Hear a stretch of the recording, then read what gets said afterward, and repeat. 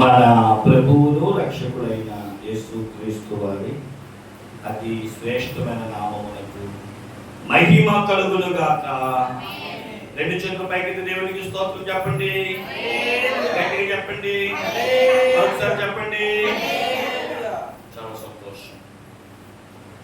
దేవదేవుని యొక్క మహాకృప మరొక పర్యాయము ఆగస్టు మాసము 23వ తారీఖు 4వ ఆదివారపు ఆరాధనకు వచ్చిన దేవుడు పెట్టారా. దేవుని వాక్యాన్ని కొద్ది నిమిషాలు మనము ధ్యానం చేద్దాము. పరిశుద్ధ గ్రంథములు తెరిచి అపోస్తుల కార్యములు 27వ అధ్యాయము 35, 36 వచనాలు ఒక పర్యాయము చదువుకుందాం. ఈ మాటలు చెప్పి ఒక రొట్టె పట్టుకొని అందరి ఎదుట దేవునికి కృతజ్ఞతాస్తుతులు చెల్లించి దాని విరిచి తినసాగెను. అప్పుడు అందరూ ధైర్యము తెచ్చుకొని ఆహారము పుచ్చుకొనిది. మన వాక్యము అందరూ ధైర్యము తెచ్చుకొని ఏం పుచ్చుకున్నారంట? ఆహారము పుచ్చుకునేది. చదవబడుచున్న దేవుని వాక్యము వినుచున్న దేవుని బిడ్డలారా, అపోస్తుల కార్యము 27వ అధ్యాయము మనందరికీ బాగా తెలుసు. పౌలు గారు 3 మిషనరీ ప్రయాణాలు చేశారు. 3 పర్యాయములు ఆయా దేశములకు వెళ్ళి ఆయా ప్రాంతములను సందర్శించి 7 సంఘాలు కట్టారు. 7 సంఘాలు కట్టి మిషనరీలు అని చెప్పాను కనుక ఆ ప్రాంతంలో దేవుని యందు ఆసక్తి కలిగిన వారికి ఆ మందిరాలను లేదా ఆ యొక్క సంఘాన్ని అప్పగించి ప్రభు యొక్క సెలవు మేరకు తన పరిచర్యను కొనసాగిస్తున్నాడు పౌలు వారు ఎప్పుడైతే సౌలుగా ఉన్నప్పుడు కాడి నుంచి పౌలుగా మారిన తరువాత రోమా ప్రభుత్వం అనేక పర్యాయములు సౌలు సువార్తను ఆపాలని అధికారులే కానీ పెద్దలే కానీ అందరూ చూస్తున్నారు. ఎట్టకేలకి సువార్తను ప్రకటిస్తూ ఉండగా పౌలును పట్టుకున్నారు. పౌలును పట్టుకొని ఆసియా ప్రాంతము నుండి దేవుని బిడ్డలారా ఇటలీ ప్రాంతానికి పౌలు గారిని తీసుకుని వెళ్ళాలి అనుకుంటూ పౌలుతో పాటు ఒక పెద్ద ఓడని 276 మంది ఖైదీలను, అందులో పౌలు గారు ఒకరు, 276 మంది ఖైదీలను ఈ యొక్క రోమా ప్రభుత్వం అయిన ఆసియా ఖండం నుంచి ఇటలీ ప్రాంతానికి ఓడనెక్కించి పంపారు. వారితో పాటు కొంతమంది సైనికులు, ఓడ నాయకులు కలిసి ఆ ప్రాంతంలో ఓడ బయలుదేరింది. అది శీతాకాలం అని బైబిల్ చెబుతుంది. కొన్ని దినములు గడిచిన తరువాత దేవుని బిడ్డలారా కొన్ని కారణాలు, ఇంకా మీకు చెప్పక్కర్లేదు ఏ కారణము అంటే నీళ్లు గడ్డగా మారడము, తుఫాను రావడము వంటి ఓడ నడుపుటకు చాలా ఇబ్బంది అయింది. ఒక పర్యాయం అంట పెద్ద తుఫాను రాగా ఓడలోని కావలసిన సరుకులు మట్టికి ఉంచుకొని మిగతా సరుకులు ఓడను తేలిక చెయ్యి నిమిత్తము ఓడలో ఉన్న సరుకులన్నీ కూడా సముద్రంలోనికి పడవేశారు. వాళ్ళు తినగా ఆలోచన చేయండి, ఆహారము చాలలా. ఒక్క మాటలో చెప్పాలంటే 14 రోజులు వాళ్ళు వస్తున్నారంట. ఎన్ని రోజులు ఉన్నారు? అదే ఓడలో దిక్కు తోచని పరిస్థితుల్లో 14 రోజులు వారు వస్తున్నప్పుడు పౌలు గారికి దేవదూత ప్రత్యక్షమై ధైర్యం తెచ్చుకో, ఉన్న ఆహారాన్ని కృతజ్ఞతాస్తుతులు చెల్లించి తినమని చెప్పు, ఆ ఆహారం అందరికీ సరిపోతుంది, నేను మిమ్మల్ని కాపాడుతాను, మిమ్మల్ని వదిలేయను, సముద్రంలో మీరేమీ చచ్చిపోరు అని ధైర్యం చెప్తే పౌలు గారు నిలబడి అందరికీ ధైర్యవచనాలు చెప్పి ఆహారాన్ని కృతజ్ఞతాస్తుతులు చెల్లించి ఈ మాట మనకు చెప్తున్నాడు, ధైర్యము తెచ్చుకొనుడి, ఆహారము పుచ్చుకొనుడి. చెప్పండి ఒకసారి, ధైర్యము తెచ్చుకొనుడి, ఆహారమును పుచ్చుకొనుడి. రాస బాగుందా? రైట్. దీన్ని మనం ఏ విధముగా పోల్చాలి? ఇది చెప్తా ఉంటే నాకు నవ్వు వస్తుంది. సోషల్ మీడియాలో జరుగుతున్న ఒక సంఘటన నాకు జ్ఞప్తికి వస్తుంది అన్నమాట. మీరే చూసే ఉంటారు, మీకు అంత ఆలోచన రావట్లా. ఈరోజు మగవాళ్ళు ఆహారం తినలేకపోతున్నారు. ఎందుకంటే మీరు బాగానే తింటున్నారా? ఓకే, ఎందుకో చెప్తాను, ఏమనుకోవద్దు, ఒకవేళ అర్థమైపోయి ఉంటుంది. ఇప్పటికి 36 మంది వ్యసనాలకు అలవాటు పడి కట్టుకున్న భర్తలనే ఏమండి పలు విధాలుగా చంపుతున్నారు. అందులో ఒకటేమిటి అంటే ఆహారంలో విషము కలిపి పెడుతున్నారు. ఇప్పుడు సోషల్ మీడియాలో ఏమిటి పురుషులకున్న బాధ ఏంటో తెలుసా? ఎంత మంచివారు కాకపోతే మొదటి ముద్ద భార్యకి పెట్టి ఆవిడ తిన్న తర్వాతనే నేను తినాల్సిన పరిస్థితి వచ్చింది. ఆలోచించండి, నిజమా కాదా? నిజంగా చెప్తున్నాను, భార్య మీద ప్రేమతో పెట్టొచ్చేమో కానీ ఈరోజు నిజంగానండి. నిన్న కూడా నేను సోషల్ మీడియాలో మీలాగే రీల్స్ చూస్తూ ఉంటే మొదటి ముద్దాలు ఆవిడికి పెట్టి తిని 2 నిమిషాలు చూస్తున్నాడు. ఏ తేడా లేదు అనుకుంటే అప్పుడు తింటున్నాడు. అంటే తినడానికి ఏం లేదు ఈరోజు. పరిస్థితులు మారిపోయింది, మనం ఎవరిని ఏం అనకూడదు. అయితే దాని గురించి కాదు కానీ ఏదో సరదాగా అందరూ కొంచెం సీరియస్గా ఉండాలని రైట్. ధైర్యము తెచ్చుకునుడి అనే మాటను మనం చూస్తున్నాం. నిజమే కదా? ఏమండి, ఎన్నో శ్రమలు ఉన్నాయి మనిషి జీవితంలో. ప్రతి శ్రమలకి ఏం కావాలి? ధైర్యం తెచ్చుకోవాలి. ఇందాక నేను కూడా ఈరోజు మరి ప్రభునందు నిద్రించిన తల్లిగారు జీవన్ జ్యోతి గారి యొక్క స్మారకుడిక నిన్న భూస్థాపన జరిగింది.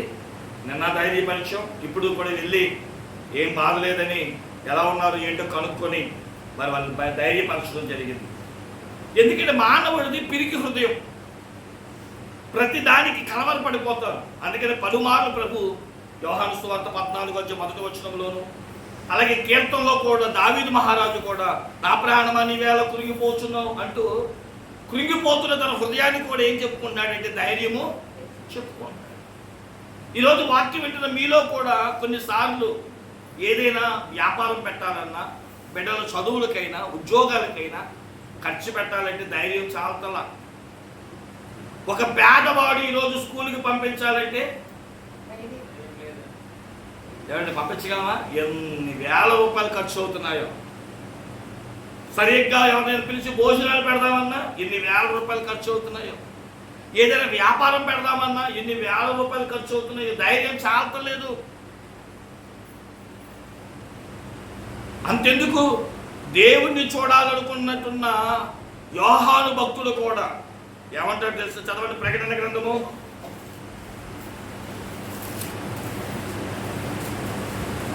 17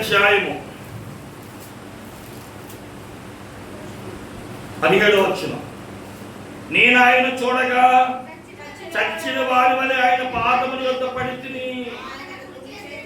ఎలా పడ్డాడంటే ధైర్యము చాలలేదు, చచ్చిన వారి వలె.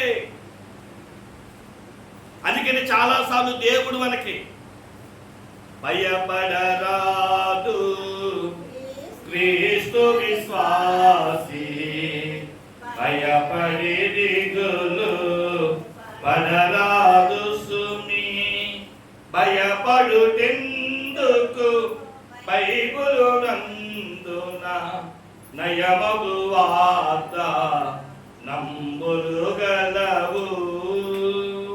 భయపడకుడని పలుకులు నీకు చేయము కలుగు 365 కలుగు ఏడాది పొడుగున. భయపడకు నిరాశ పడకు ముందున. ఎన్నో ఏంటండి?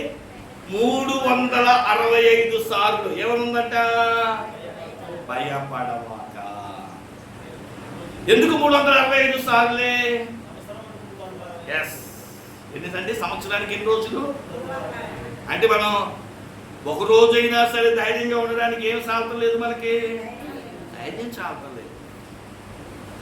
అనేక భక్తులు ధైర్యాన్ని చెబుతూ భయము చెందకు భక్తుడా ఈ మాయాలోక ఛాయాలు. దేనికంటే ఏం చూసి? అంత మాయే. ఏది చెయ్యాలన్నా సరే, ఏది కల్పితమా, ఏది ఒరిజినలా తెలియట్లా. ఈరోజు వాక్యం ఏంటి తెలుసా? భయపడకు, ధైర్యము తెచ్చుకో. మనకి ధైర్యం ఎలా వస్తుంది? 7 రకాలైన ధైర్యాలు మీ ముందు పెడతాను ఈరోజు. ప్రతి ధైర్యానికి ఒక అనుభవం ఉంటుంది. ఆ అనుభవంలో నీ దేవుడు నీకు ఇచ్చినప్పుడు 7 రకాలైన ధైర్యములలో ఒక ధైర్యముగా నీ జీవితంలో, నా జీవితంలో దేవుడు కృపను గ్రహించును గాక. చదువుకుందాము త్వరగా దేవుని మాటలు మనము జ్ఞప్తికి తెచ్చుకుని వాక్యమును ముగించుకుందాం. మొదటిగా హెబ్రీయులకు రాసిన పత్రిక 13వ అధ్యాయము 6వ వచనము చదువుదాము. కాబట్టి ప్రభువు నాకు సహాయకుడు, నేను భయపడను, నరమాత్రుడు నాకేమి చేయగలడు అని మంచి ధైర్యముతో చెప్పగలవారుమై ఉన్నాము. దేవునికి మహిమ కలుగును గాక. మొదటి ధైర్యము పేరేంటంట? మంచి ధైర్యము. ఏ ధైర్యం అంటే ఇది? మంచి ధైర్యం. గుడ్ ఫియర్ లేదా గుడ్ ఎఫెక్ట్. Fear not. భయవద్దు, ధైర్యము వహించాలి.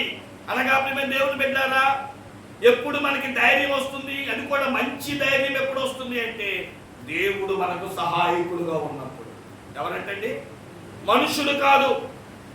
చాలాసార్లు నాకు సహాయము మనుషుల యొద్ద నుండి వస్తుందేమో, పలానా అధికారి పదవిలో ఉన్నాడు కదా, అతడు నాకు సహాయం చేస్తాడేమో, పలానా అధికారి పలానా ఉద్యోగంలో ఉన్నాడు కదా, ఇతని వల్ల నాకు సహాయం అందుతుందేమో, నా ఎదురింటి వాళ్ళు సహాయం చేస్తారులే, నా పొరిగింటి వాళ్ళు సహాయం చేస్తారులే అని మనము అనుకుంటే చెప్పండి, వాళ్ళే మనకి చెయ్యి అందిస్తారు, చెయ్యిని వదిలేస్తారు. నా జీవితంలో జరిగిన ఒక సంఘటన ఒక దైవజనుడు చెప్తూ విన్నాను. నాకు భలే ధైర్యాన్ని దేవుడు కలగజేశాడు. గమనించండి ప్రియమైన దేవుని బిడ్డలారా, నెల మొదటి 5 రోజులు అనుకున్న ఉదాహరణగా ఓ దైవజనుడు కరెంటు బిల్లు కట్టాలి, కొంత డబ్బు అవసరమైంది. ఆయన మనసులో ఏమనుకున్నాడంటే, పలానా గోపి గారు ఉన్నారు కదా, 1వ తారీఖు రాగానే దశంభాగం ఎత్తాడని చెప్పి ఆలోచన కలిగి 5వ తారీఖు వచ్చింది ఇంకా ఆయన ఇవ్వలేదేంటి అని ఆలోచన గబగబా వాళ్ళ ఇంటికి వెళ్ళాడంట. వెళ్ళి ఆయన ముందు కూర్చున్నాడు. ఆయన ఏంటంటే గవర్నమెంట్ ఉద్యోగం అనుకున్నాం కాసేపు, లేదా ఇందులో ఒక ఉద్యోగం. ఆయనతో మాట్లాడుతూ ఉంటున్న సమయం నీకు అడగలేదు. ఆయనే ఏమన్నాడంటే, అయ్యగారు ఇక్కడ డబ్బులు అందలేదండి, ఇంకా ఈ పాడి జీతం వస్తే నేను ఇచ్చేద్దును అన్నాడు. ఆయన మరి ఏంటోనండి 5వ తారీఖు వచ్చిందో నాకు జీతం అందలేదండి అంటే, ఈ పాస్టర్ గారు ఇంకా నోరు తెలిసి అడుగుదాం అనుకున్నాడు. కానీ ఎప్పుడైతే ఆయనే చెప్పేశాడు ఇంకా 5వ తారీఖు వచ్చిన ఏం రాలా జీతం, ఈ అయ్యగారు ఇంటికి వచ్చేసాడు. ఇంటికి వచ్చి ఓపలు బాధపడిపోతున్నాడు. నేను మనుషుల్ని చూశాను, వెళ్ళాను ప్రభువా, అందలేదు, కాబట్టి ఎవరి దిక్కు? నీవే దిక్కు అని చెప్పి మందిరంలో కూర్చొని ఏడుస్తూ మొదలు పెట్టాడంట. అయ్యా, ఈరోజు కనుక నేను కరెంటు బిల్లు కట్టకపోతే, లేదా ఈరోజు నాకు డబ్బు అందకపోతే ఏమంటారు, వాళ్ళు ఇబ్బంది పడిపోతానయ్యా, నలుగురు నన్ను ఏమనుకుంటారు, లేదా అధికారులు వచ్చేస్తారు, డబ్బులు కట్టాలి, ఈరోజు ఎలాగైనా నాకు డబ్బు కావాలి. దేవుణ్ణి అడిగితే విచిత్రం ఏంటో తెలుసా, ఈయన ఆఫీస్ వెళ్ళగానే అధికారి పిలిచి అన్నాడంట, అయ్యా 5వ తారీఖు వచ్చేసింది, నీకు జీతం ఎలా పోయాను, ఇదిగో జీతం. వెంటనే ఆయన అనుకున్నాడు, అయ్యో ఉదయం అయ్యగారు వచ్చారు కాబట్టి అయ్యగారికి ఫోన్ చేసి ఎక్కడున్నారు కనుక్కొని అదే మందిరంలోకి వచ్చి ఆ జీతాన్ని కానుకను చేయాలి. ఇప్పుడు నేను అంటాను, ఇది ఆయన ఇచ్చాడా, దేవుణ్ణి అడిగితే పంపించాడా? మనుషులు అడగద్దని నేను అంటలేదు, కానీ 118వ కీర్తనలో మాట ఉంటుంది, మనుషులు నమ్ముకున్నటి కంటే యెహోవాను ఆశ్రయించుట నీకు ఎంత అవసరమో. దైవజనులు ముందు దేవదాసయ్య గారు నేర్పిన మనకు మంచి అనుభవం ఏంటో తెలుసా, తన సహాయము మీకు కలుగు అనుదినము తండ్రి మీ అక్కర్లు తీర్చు. అడిగారంట, ఒకసారి పాంప్లెట్లు వేయించారంట, 700 రూపాయలు అయిందంట ఆ రోజుల్లో పాంప్లెట్. ఆ పాంప్లెట్లు తెచ్చిన ఆయన, అయ్యా డబ్బులు కావాలి అని అడిగితే అయ్యగారు అన్నారంట, బాబు గోపి గారు వెళ్ళి ప్రార్థన చేసుకొని ఆ పెట్టి చూడండి అన్నాడంట. ఈయన అనుకుంటాడు, ఏమనుకోండి ఈరోజు దొరికేది నాకు, ఇందాకడే అయ్యగారు పెట్టి సర్దాను, ఏం దొరకలా, డబ్బు దొరకలా, అయ్యగారు ఏమంటున్నారు, వెళ్ళి ఆ పెట్టిలో కొత్తది తీసుకో అంటున్నారు. అయితే అయ్యగారు ముందే చెప్పారు, ప్రార్థన చేసుకున్నానా అని. నేను గబగబా 2 నిమిషాలు ప్రార్థన పూర్తి చేసి గబగబా పెట్టి చూస్తే ఏం దొరకలేదంట, డబ్బు దొరకలా. అప్పుడు అయ్యగారి దగ్గరికి వెళ్ళి, అయ్యగారండి డబ్బు దొరకలేదు. అప్పుడు అయ్యగారు అన్నారంట, విశ్వాసంతో ప్రార్థన చేసావా, పట్టుదలతో ప్రార్థన చేసావా, దేవుణ్ణి అడిగావా నిజంగా అని అడిగితే, ఈసారి కొంచెం గట్టిగా చేస్తానని ఒక 5 నిమిషాలు ప్రార్థన చేసి వెళ్తాం చేస్తానంట. చెప్పండి, 1000 రూపాయలు ఉన్నాయంట. చెప్పండి, ఎంత ఉన్నాయి? అప్పుడు అయ్యగారు అన్నారంట, నీకు ఎంత కావాలో అంత తీసుకో, మిగిలింది అదే పెట్టిలో పెట్టాలా పెట్టలేదా, 300 పెట్టి తాళం వేసుకొని జోబులు వేసుకొని ఆ 700 ఇచ్చేసిన తర్వాత ఏమండి మళ్ళీ వెళ్ళి పెట్టి ఓపెన్ చేశాడంట. దేనికి? అయితే ఆ 300 కూడా కనబట్టలేదంట. అయ్యగారి దగ్గరికి వెళ్ళి, అయ్యగారు 700 ఇచ్చేసా, ఇంకా 300 రూపాయలు పెట్టిలో పెట్టా, తాళం కూడా నా దగ్గరే పెట్టుకున్నాను. వెళ్ళి వెతికితే ఆ 300 దొరకలేదని అంటే అయ్యగారు అన్నారంట, నీకు ఎంత కావాలి? 700. అయిపోయింది, ఇంక డబ్బుతో నీకేం పని, అందుకని ఇచ్చిన దేవుడే తీసుకున్నా. మేము దేవుని పెట్టినారా, అలాగని పెట్టులు ఓపెన్ చేయమాకండి, వెళ్ళి ఖాళీ పెట్టులు. విశ్వాసము, దేవుడు సహాయకుడు, ఆయన దేనినైనా చేయగలడు. నీకు ఉద్యోగం ఏమండి, గత 5 సంవత్సరాల క్రితమే కొంతమంది సాక్ష్యం చెప్పారు, మీరు విన్నారో లేదో. కేవలము మీకోసమే కొన్ని ఉద్యోగాలు, వాలంటీర్ ఉద్యోగాలు ఎవరి కోసం వచ్చినాయి? కొంతమందికి దేవుడు ఉద్యోగాలు ఇవ్వాల్సి వచ్చి నీ కోసం కొత్త ఉద్యోగాలు కనిపెట్టారు తెలుసా. వాలంటీర్ ఉద్యోగాలు, సచివాలయ ఉద్యోగాలు, ఇవన్నీ లేవు ఒకప్పుడు. కానీ కొంతమందికి ఇవ్వడానికి దేవుడు ఆ ఉద్యోగాలను కూడా ఇప్పించి. కాబట్టి ప్రేమ దేవుడు పెట్టారా, ఆపత్కాలములలో దేవుడు ఎవరంట, నమ్ముకోదగిన సహాయకుడు. అందుకని దావీదు గారు కూడా పాట రాశాడు, 121వ కీర్తన, కొండల తట్టు నా కనుదెత్తుచున్నాను, నాకు సహాయం ఎక్కడి నుండి వచ్చును, యెహోవా వలనే నాకు సహాయం. ప్రేమ దేవుడు పెట్టినారా, దైవజనులు ముంగమూరి దేవదాసయ్య గారి గురించి చెప్పుకుంటే ఎన్నో అనుభవాలు ఉంటాయి. ఎంత దేవుడు సహాయకుడో తెలుసా. అయ్యగారంట గుంటూరు నుంచి కాకాని వస్తున్నారంట ఆదివారం ఆరాధన జరిగించడానికి. ఇంటి దగ్గర తాళాలు మర్చిపోతే దేవదూతను పిలిచి, గాబ్రియేలు ఇట్లా అని చెప్పి పిలిచి ఆ తాళాలు గుర్తు తెప్పించుకున్నారంట. దేవుడికి స్తోత్రం చెప్పండి. ఈ మాటను కూడా 72వ కీర్తన మనోవిచారములో ఆ పాట చూస్తారు. దేవదూతలు ఆ అనుభవాన్ని కలగజేసిన మాటలు కూడా పాట రూపంలో 50వ వచనం చదవండి. 72 మనోవిచారము కూడదు నీకు, మహిమ తలంపులే కావలెను. 50వ వచనం, నీ వస్తువులను ఎక్కడికైనా దేవదూతలు కొనిపోగలరు, నీ వస్తువులను ఎక్కడికైనా దేవదూతలు కొనిపోగలరు, నీవు కోరిన వీలును బట్టి, నీవు కోరిన వీలును బట్టి నిన్ను కూడను కొనిపోగలరు, నిన్ను కొను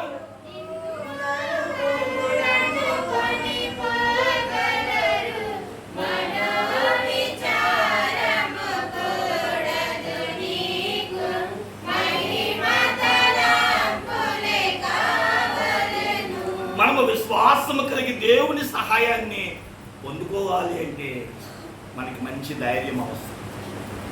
నమ్మండి, విశ్వసించండి. కేవలము ఏదో భక్తి చేయడం కాదు. పౌలు భక్తుడు కూడా తిమోతి భక్తుడు అంటాడు, దైవ భక్తి అంట గొప్ప లాభసారం. నీ భక్తి నీకు ఏం తెచ్చి పెడుతుంది? కార్యాలు చేసి పెట్టాలి. నీ భక్తి రోషముగా భక్తి చేయాలి. ఏదో చేశాము, వచ్చాము, వెళ్ళాము, నేను కూడా క్రైస్తవుడిని కాదు. క్రైస్తవ జీవితం అంటే పరిశుద్ధుల సహవాసం, దేవుని యొక్క సహాయాన్ని పొందుకోవడం. కేవలం మనుషుల వల్లే కదా. నా జీవితం నేను ఎన్నోసార్లు చెప్పగలను, ఎన్నోసార్లు నాకు తెలియకుండా దేవుడు సహాయము పంపించాడు. ఈ రోజుకు కూడా నాకు సహాయాన్ని అందిస్తున్నారు. ఏమంటే ఒకసారి మీరే ఆలోచించండి.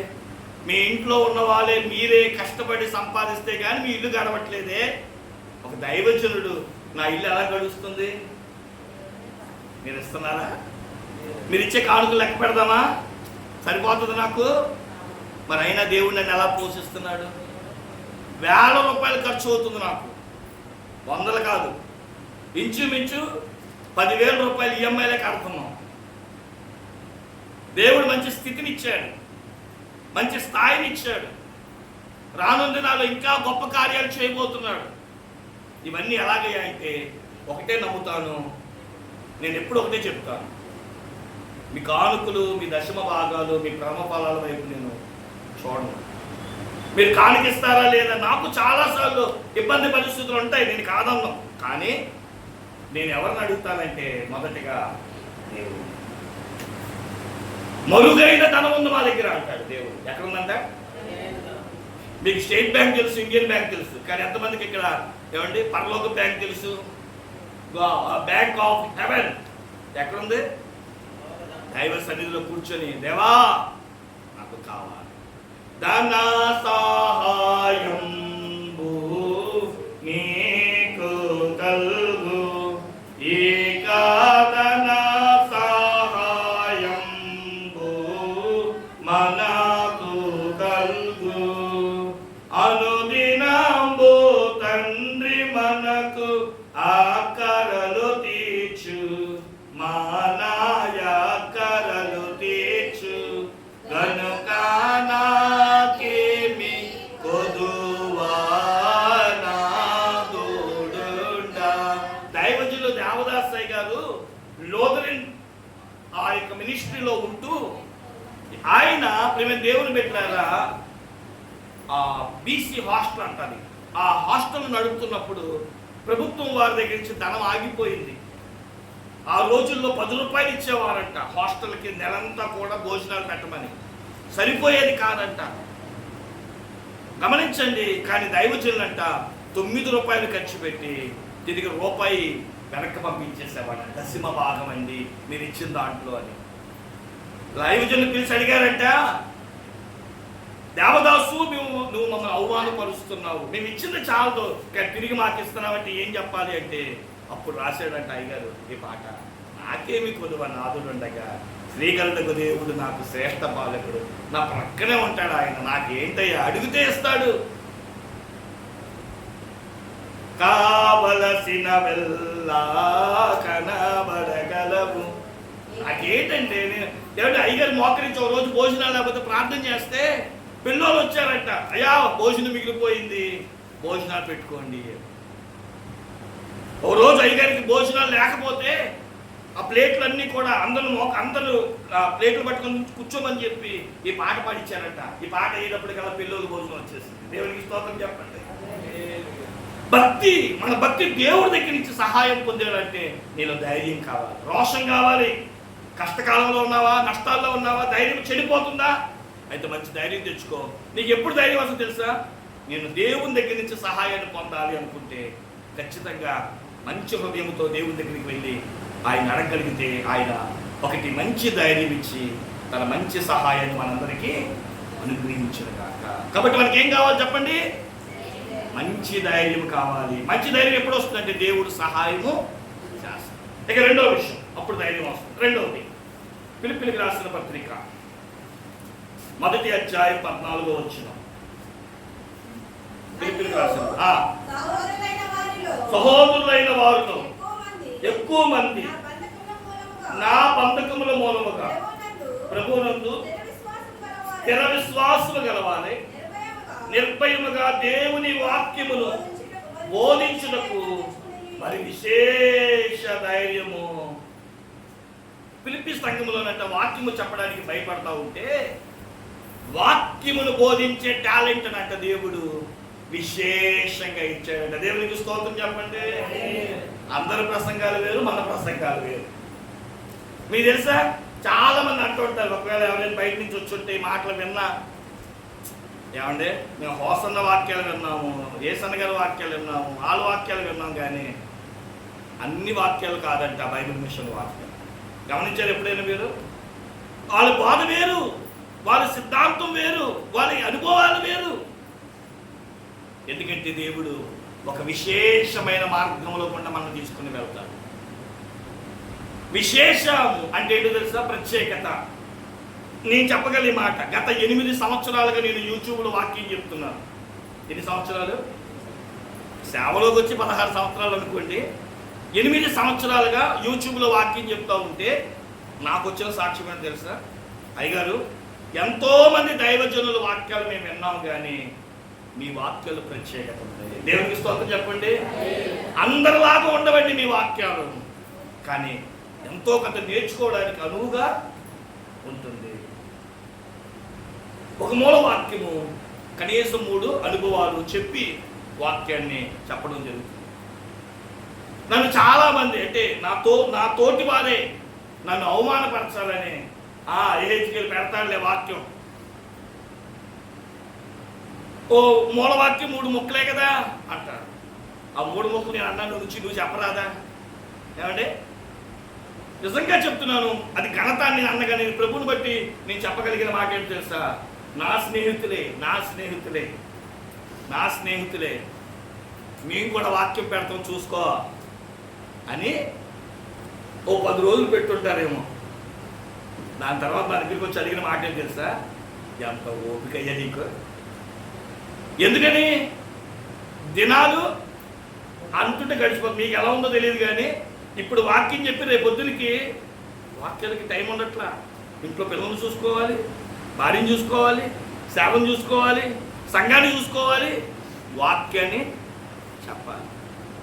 ఏముంది గారు అంటారా? మీరు వాక్యం చెప్పేటప్పుడు చుట్టుపక్కల సౌండ్ రాకూడదు. నేను వాక్యం పెట్టినప్పుడల్లా ఉల్లిపాయలు అని అప్పుడే వస్తాడు. ఏమండి, ఎన్నిసార్లు నా భార్యకి తెలుసు, ఎన్నిసార్లు చెప్తుంటే ఎన్నోసార్లు 2 నిమిషాలు 5 నిమిషాలు 10 నిమిషాలు చెప్పొచ్చాక ఆ సౌండ్ వచ్చేస్తే మళ్ళీ కట్టేసి మళ్ళీ దాన్ని డిలీట్ చేసి మళ్ళీ ఫస్ట్ నుంచి ఒక్క ప్రసంగాలు 10 సార్లు చెప్పిన రోజులు ఉన్నాయి. ఎందుకంటే డిస్టర్బ్ రాకూడదని. ఇక వీడియో లేక కొన్నిసార్లు ఆడియో ఇచ్చేయడం కూడా జరుగుతుంది. ఎందుకైనా మంచిదని. కారణం ఏంటి తెలుసా? వాక్యమును అందించాలి. వాక్యం ఎలా ఉండాలి అంటే నలుగురిలో ఒకటిగా ఉండకూడదు నీ వాక్యం. నన్ను ఎందుకు ఆ మాట అన్నా తెలుసా? అయ్యగారు, వాక్యం చెప్పడం ముఖ్యం కాదండి, మీరు అనుభవాలు చెప్తారు. చెప్పండి, ఏం చెప్తారంట? ఏదో ఒక వాక్యం చెప్పం మనం. ఫలానా పౌలు జీవితంలో ఈ మాట అన్నాడు. ఇప్పుడు ఈరోజు మన అంశం ఏంటి? ధైర్యం తెచ్చుకొని ఆహారం పుచ్చుకో. ఇది అసలు వాక్యమేనా? సందర్భం, వాక్య అనుభవం, ఒక క్రైస్తవుని అనుభవం. అలాంటివి వెతికి పట్టుకొని అందులో నుంచి అర్థాలు బయటికి తీసి ప్రభు దగ్గర అందుకొని చెప్పడం అంటే అది సామాన్యమైన విషయం కాదు. మీ దగ్గరకు వస్తే 7 మాటలు చెప్పండి అమ్మా అంటే ఈ సంవత్సరం, ఆ సంవత్సరం, వచ్చే సంవత్సరం, ఎన్ని రకాలుగా చెప్పొచ్చు, మీరు ఎన్ని విధాలుగా చెప్పొచ్చు. ఒకసారి చెప్పండి. నేను ఎందుకు చెప్పకూడదు? మనం చెప్పడానికి నీ దగ్గర ఒక టాలెంట్ ఉండాలి. నన్ను అన్నారంటే చాలామంది, అయ్యగారు మీ దగ్గర ఏదో ప్రత్యేకత ఉంది, మీరు వాక్యము ఏదో 4 ముక్కలు కాదండి, కొన్ని అనుభవాలు కూడా తీసుకొని వెళ్తాను, అది మీ వాక్యంలో ఉన్న ప్రత్యేకత అన్నప్పుడు నేను అంటాను, ఘనత మహిమా ప్రభావములు దేవునికి చెందునుగాక. నాకు విశేషమైన ధైర్యం తెలుసా? నాలో ఒక ప్రత్యేకత ఉంది, అది దేవుడు తన వాక్య జ్ఞానము నాకు ఇవ్వడమే. నేనంటాను, మీ సేవకుడే ఇన్ని లోతైన అర్థాలు చెప్తే మరి వాళ్ళ పిల్లలు ఎలా ఉండాలి? చెప్పలేదమ్మా, వాళ్ళ పిల్లలు ఎలా ఉండాలి? మీరే ఇంత టాలెంటెడ్ పర్సన్ అయితే మీ పిల్లలు ఎలా ఉండాలి చెప్పండి? గోపి గారే టాలెంటెడ్ అంటే కృప ఎరగదీసేస్తూ ఉంటాడు. ఏమండి, ఎందుకంటే ఎక్కడి నుంచి వచ్చిందో సారం? తండ్రి దగ్గర నుంచి వచ్చింది. మరి ఈ తండ్రి దగ్గర నుంచి మీరు ఏమో నేర్చుకుంటారు నాకు అర్థం కావట్లేదు. కాబట్టి వాక్యం చెప్పడంలోను చదవడంలోను మన వేళ్ళు, మన అనుభవాలు పరిగెత్తాలి. ఎవరైనా ఒక దైవజనులు నిలబడి ఉపవాసకుడికి చెప్తే, అయ్యా ఏంటండి మీ సంఘం, నేను ఇక్కడ రిఫరెన్స్ ఇవ్వకుండానే తెలిసిపోవాలి మనకి. తర్వాత దైవజనుడు మనసు ఏంటో అని ముందే మనం ఆలోచించగలిగే సత్తా వాక్యం పట్ల ఎప్పుడైతే వస్తుందో అయ్యగారు చెప్పకముందే మనం అక్కడికి వెళ్ళిపోతాం రిఫరెన్స్ దగ్గరికి. వెంటనే తీసి అది ఇదండి రిఫరెన్స్. లేదా దైవజనుడు చెప్తూ ఉన్నప్పుడే అది ఎక్కడుందో టక్కని చెప్పగలిగే దమ్ము, విశేష జ్ఞానం మనకు ఉండాలి. వాక్యములో విశేష జ్ఞానం. వంటలో మీ విశేషం చెప్పట్లేదు, మీరు నాకంటే మంచి టాలెంటెడ్ పర్సన్. కాబట్టి మన విశేషమైన ధైర్యము ఎక్కడ ఉండాలి అంటే వాక్యములో.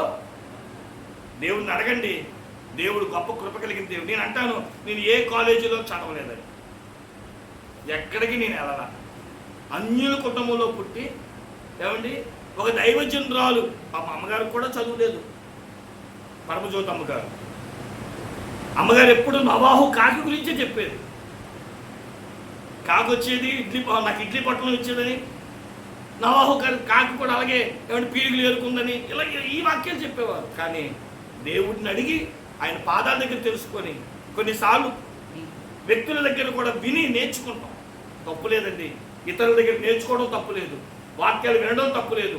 వాక్యం మీద మీకు ఇంట్రెస్ట్ ఉంటే దైవజనులు ఏం చెప్తున్నారా, ఎలా చెప్తున్నారా, ఏ అనుభవాల్లో చెప్తున్నారా, ఎంత లోతుగా చెప్తున్నారో వినండి. విని అందులో నుంచి కావాల్సినవి తీసుకొని ఇంకా వాక్యములో పట్టును సంపాదించుకోండి. నేను కొంతమందిని బట్టి సంతోషిస్తాను. వాళ్ళు ఏమంటే యూట్యూబ్లో ఫేస్బుక్లో నేర్చుకొని నాకు చెప్తా ఉంటే ఎస్ ఇలా కదా సంఘం ఉండాలి, నేర్చుకోవాలి, నేర్చుకునే ఇంట్రెస్ట్, దేవుని సమయాన్ని కేటాయించాలి, దేవునికి వాక్యం నేర్చుకోవాలి. నేను ఒకటే అనుకున్నా, నేను వాక్యం మీద అనుభవం కావాలి నాకు ప్రభువా, నాకు నేర్పండి. ఇదే దేవుని అడుగుతాను. నేనైతే పై వచనాలు తీసి చదివేసి ముగించేస్తాను ప్రభా, ఇది కాదు నాకు కావాల్సింది. ఒక విశేషమైన ధైర్యం ఏంటి తెలుసా, వాక్యమును ఏమండి ఎలాగైనా సరే అర్థం చేసుకోగలిగి చెప్పగలిగే అనుభవము నాకు కావాలి. దేవుడే నాకు వాక్యం అందిస్తాడు, తన వాక్యం అనుభవం ద్వారానే నేను ముందుకెళ్ళిపోతాను. కాబట్టి ఒకటి, దేవుడి సహాయం వలన మంచి ధైర్యం వస్తుంది. రెండు, దేవుని వాక్యము వలన విశేష ధైర్యము వస్తుంది. ఇలా చెప్పుకుంటే సమయం లేదు కానీ టక్క టక్క రిఫరెన్స్ ఇస్తాం, తొలపై కానివ్వండి. మూడోది 1:19.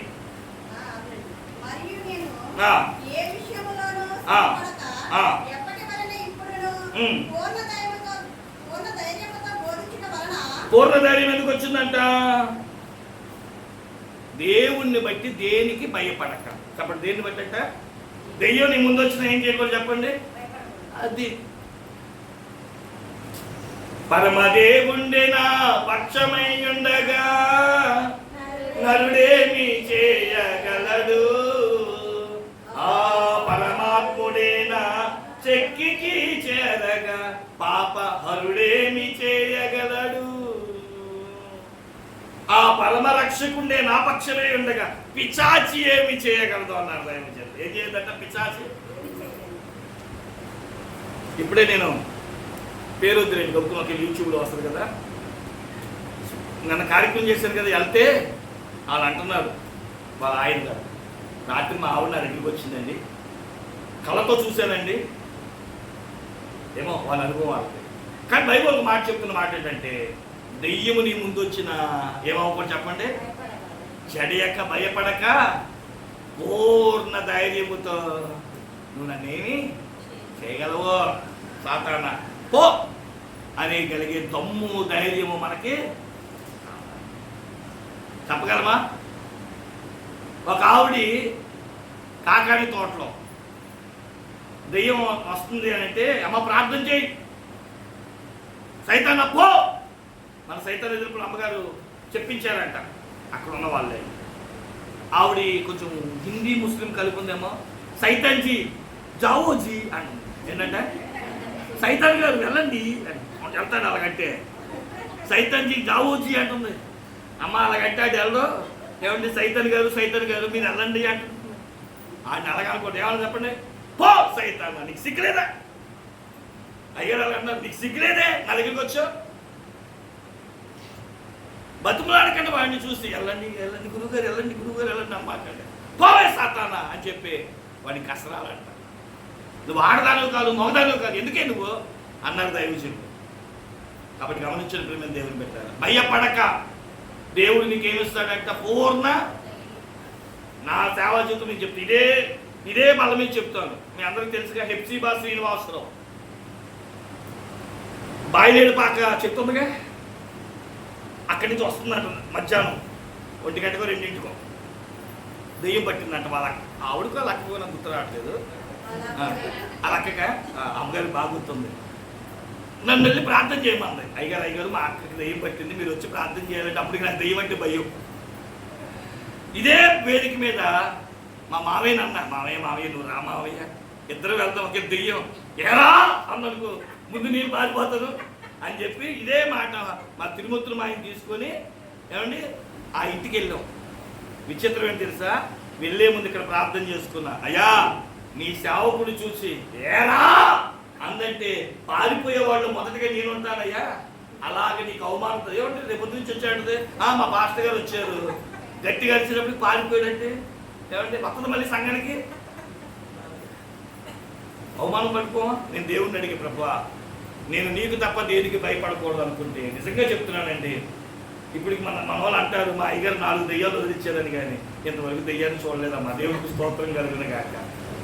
దెయ్యం పట్టింది అన్నారు, కానీ వెళ్ళేటప్పటికే నా ముందు ఎవరు వెళ్ళారు చెప్పండి, దేవుడే వెళ్ళారు. ఈ రోజు కూడా దెయ్యాలు వదిలించాను, కానీ అవి ఎలా ఉంటాయో చూడలేదు. కారణం ఏంటంటే నా ముందు దేవుడు. శత్రువులు గెలవగలరా, నేడు శత్రువులు గెలవగలరా అన్నారు దైవం. నీకు భయం వేస్తే చెప్పు, దేవుడే నీ ముందు వెళ్ళి నీ పనిని చేస్తాడు. కొన్నిసార్లు నువ్వు వెళ్ళకపోయినా నీ రూపంలో వెళ్ళి తన కార్యాన్ని నువ్వు ముగించుకునేవాడు. కాబట్టి భయపడే విషయంలో పూర్ణ ధైర్యాన్ని తెచ్చుకో. 4వ మాట ఇక్కడి నుంచి రిఫరెన్స్ ఇచ్చేస్తా. ఎఫెసీ పత్రిక 3:12.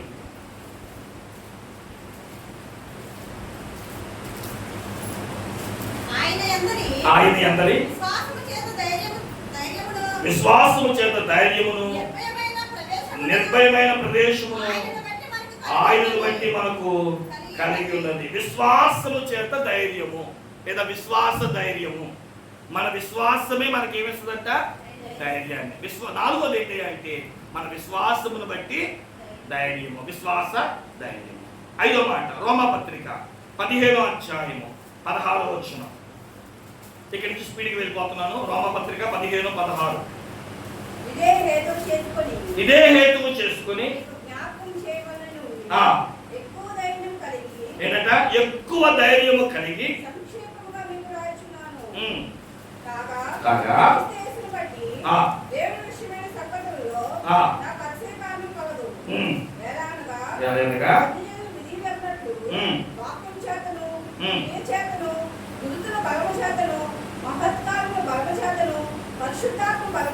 ఏ బలం అంటే పరిశుద్ధాత్మని బలము చేత ఎక్కువ ధైర్యము. అంటే దేవుణ్ణి బట్టి, ఆయన ఆత్మను బట్టి. ఏ ధైర్యం అంటే ఇది 5వ అనుభవం. ఏ ధైర్యం అంటే ఇది ఎక్కువ ధైర్యము. 6వది యెహెజ్కేలు గ్రంథము 22:12. యెహెజ్కేలు గ్రంథము 22:14. సారీ 22:14.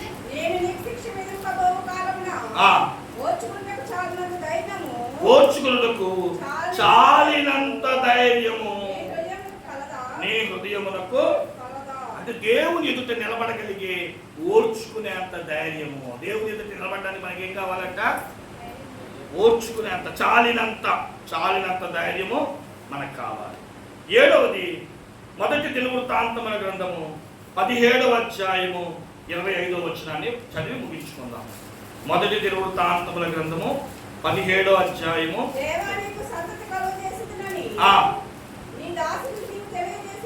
తెలియజేసి ఉన్నావు కనుక నీ సన్నిధిని విన్నపము చేయుటకు నీ దాసునికి. అది దేవుని సన్నిధిలో ప్రార్థన చేయడానికి మనకి ఏ ధైర్యం కావాలంట, మనోధైర్యము. మనోవిచారము పోయి, దుఃఖము పోయి నీకు నవ్వు కలగడానికి దేవుని సన్నిధిలో మనోధైర్యముతో దేవుని సన్నిధిలో గడపాలి. 7 ధైర్యాలు. మొదటి ధైర్యం చెప్పండి, మంచి ధైర్యము సహాయాన్ని అందిస్తుంది, దేవుని సహాయము. విశేష ధైర్యము విశేషమైన వాక్యాన్ని అందిస్తుంది. పూర్ణ ధైర్యము దేవుని ఎదుట లేదా దేనికి నీ భయపడకుండా విశ్వాస ధైర్యము విశ్వాసాన్ని వృద్ధిపరుస్తుంది. ఎక్కువ ధైర్యము పరిశుద్ధాత్మని కనపరుస్తుంది. దేవుని ఎదుట నిలబడడానికి చాలినంత ధైర్యాన్ని ఇస్తుంది. అలాగే చివరి మాట ఏంటంటే మనోధైర్యం దేనికి? ఆయన సన్నిధిలో విజ్ఞాపన చేయడానికి మనోధైర్యాన్ని ఇస్తుంది. కాబట్టి ప్రియమైన దేవుని బిడ్డలారా, 7 రకాలైన ధైర్యం. ఇంకోటి కావాలంటే హెబ్రీ 6:18 కూడా బలమైన ధైర్యముతో మనం రాకడ పర్యాంతమును కొనసాగిపోయేవారుగా ఇట్టి ధైర్యమును తెచ్చుకొని శారీర సంబంధమైన ఆహారమును పుచ్చుకుంటూ దేవుని పనిలో ముందుకు సాగిపోయే కృప శిలువనాథుడైన ప్రభు మనకు అనుగ్రహించినట్లు దేవుడు మనకి సహాయం అందించును గాక. ఎంతలో వచ్చండి, ప్రార్థన చేసుకుందాం. ఎలాంటి బలహీనత అధైర్యముతో వచ్చావో దేవుడు నీకు 7 రకాలైన ధైర్యాలు నీ ముందు పెట్టి అట్టి ధైర్యము కలిగి ముందుకు సాగిపో. మనుషుల వైపు చూడక ధైర్యము తెచ్చుకొని ఆహారమును పుచ్చుకో, ధైర్యము తెచ్చుకొని కొనసాగు, ధైర్యము తెచ్చుకొని ప్రార్థించు అని దేవుడు మనకి చర్య తీసుకుండగా ప్రతి విషయంలో ధైర్యం కలిగి ముందుకు సాగిపోదాం. ప్రార్థన చేసుకుందాం.